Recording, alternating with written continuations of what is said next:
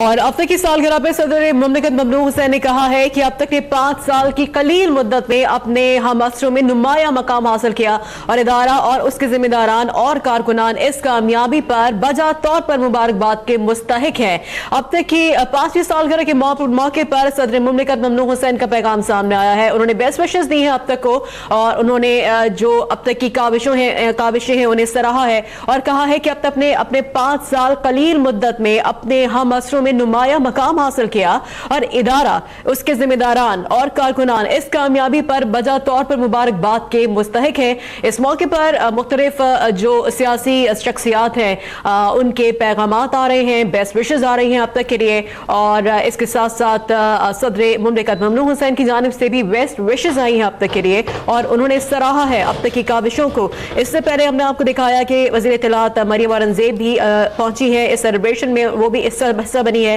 اور نہ صرف یہ بلکہ جو ہمارے صدر ہیں صدر ممنون حسین، انہوں نے بھی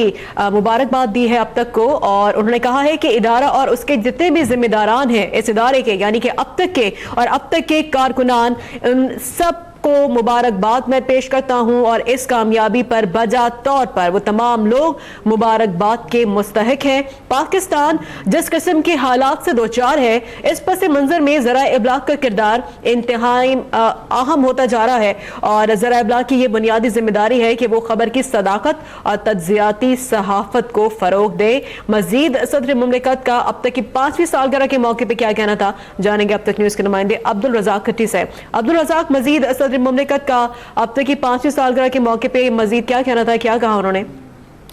جی بالکل، اپنے تحریری پیغام میں انہوں نے کہا ہے کہ اب تک ٹیلی ویژن نے 5 سال کی قلیل مدت میں اپنے ہم عصر میں نمایاں مقام حاصل کیا، جس پر ادارہ، اس کے ذمہ داران اور کارکنان بجا طور پر مبارکباد کے مستحق ہیں۔ صدر مملکت کا کہنا تھا کہ پاکستان کچھ عرصے سے جس قسم کے حالات سے دوچار ہے، اس کے پس منظر میں ذرائع ابلاغ کا کردار بہت اہم ہو گیا ہے، اور میں سمجھتا ہوں کہ ذرائع ابلاغ کی یہ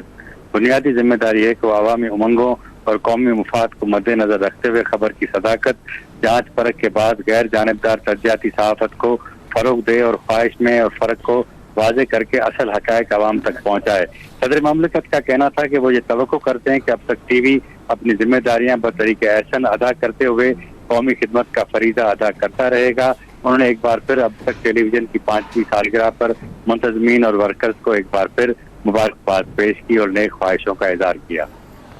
صحیح، بہت شکریہ عبدالرزاق اس بارے میں اپڈیٹ کرنے کے لیے۔